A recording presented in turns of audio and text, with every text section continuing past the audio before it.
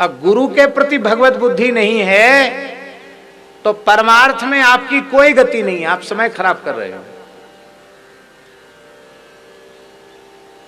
भक्ति पूर्वक पहले गुरु तत्व में भगवत तत्व को स्वीकार कर लो। इसलिए आचार्यम माम विजानीयात नाव मन्येत करिचित, किसी भी अवस्था में गुरु तत्व के मानना मत करो। चाहे तुम्हारे अनुकूल से अनुकूल व्यवहार हो, प्रतिकूल से प्रतिकूल व्यवहार दिखाई पड़े, तो भी अब मानना मत करो, क्योंकि वो मनुष्य नहीं है। नमर्त्य बुद्धिया सूये तो सर्वदेवमयो गुरु।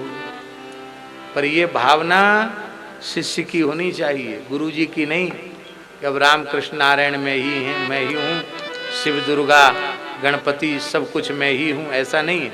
वो तो अपने को साधक समझे, भक्त ही समझे, किंतु शिष्य की ऐसी भावना गुरु तत्व के प्रति होनी चाहिए। और ये भावना गुरु तत्व के प्रति होते ही हम बिल्कुल गंगा जी को साक्षी करके बोल रहे हैं, ये भावना होती बिना साधन के सिद्धावस्था प्राप्त हो जाएगी।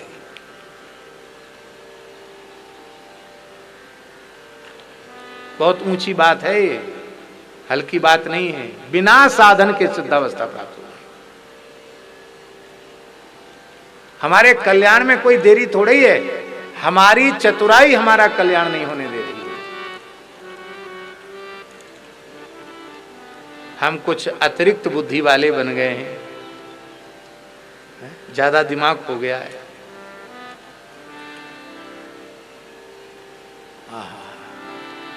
गुरु तत्व के रूप में साक्षात भगवान है। अच्छा एक बात बताओ, यदि ऐसा विश्वास हो जाए कि गुरु साक्षात भगवान है, तो फिर इसके लिए रोना धोना क्यों कि हमको भगवान का दर्शन नहीं हुआ?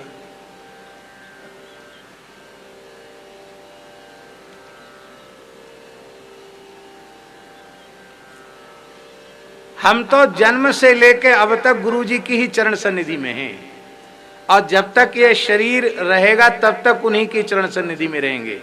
और मरने के बाद भी जहां जाएंगे वहीं जाएंगे जहां गुरु जी विराजमान है। यदि गुरु तत्व में भगवत भाव हमारा है तो, नहीं तो गुरुजनों के निकट रहकर भी आप गुरु जी के पास नहीं है। एकदम उनके शरीर से सट के रहने पर भी आप उनके पास नहीं।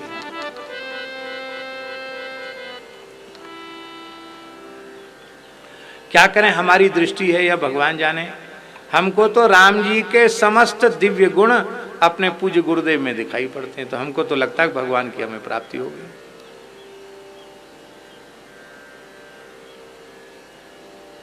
एक जीवन की ऐसी घटना है, पहले भी कभी हम कह चुके हैं, और आज पुनः श्री गंगा जी की सन्निधि में हम निवेदन कर रहे हैं। हमारे अपने बाल्यकाल में एक मन के बहुत प्रतिकूल व्यवहार हुआ। विद्यालय में पढ़ने जाते थे, वहाँ कुछ मन की प्रतिकूलता हुई, वहाँ से आना पड़ा। तो हमको मन में इतनी पीड़ा थी कि हमने ये 2 प्रार्थना, गांव की जो जगदम्बा दुर्गा जी हैं उनसे 2 प्रार्थना की, बहुत आर्त हृदय से, या तो हमारी मृत्यु हो जाए या हम यहाँ से बहुत दूर कहीं चले जाएं, हम यहाँ नहीं रहना चाहते। बहुत दुख था मन में, बहुत कष्ट था, ऐसा था कि बिल्कुल प्राण निकल जाएंगे, इतना कष्ट था। क्योंकि उसके पहले पूज्य स्वामी श्री शरणानंद सरस्वती जी की चरण सन्निधि मिल चुकी थी। उसी रात्रि को हमने एक स्वप्न देखा, जिस दिन की यह घटना है। तालाब में कमल खिले हुए हैं और कमल पुष्प लेकर हम आए, तो इमली के वृक्ष के नीचे भगवती महालक्ष्मी बैठी है, 4 भुजाएं हैं, हाथ में उनके कमल पुष्प है।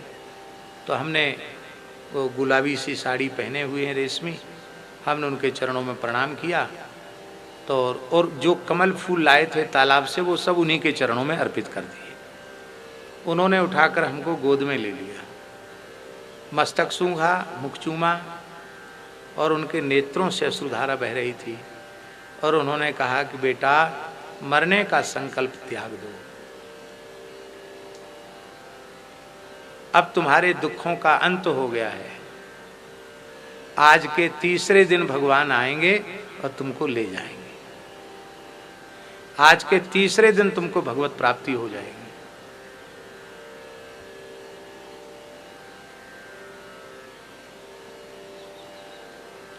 ठीक तीसरे दिन सद्गुरुदेव श्री भक्तमाली जी महाराज आ गए। ठीक तीसरे दिन, और वे अपने साथ वृंदावन ले आए।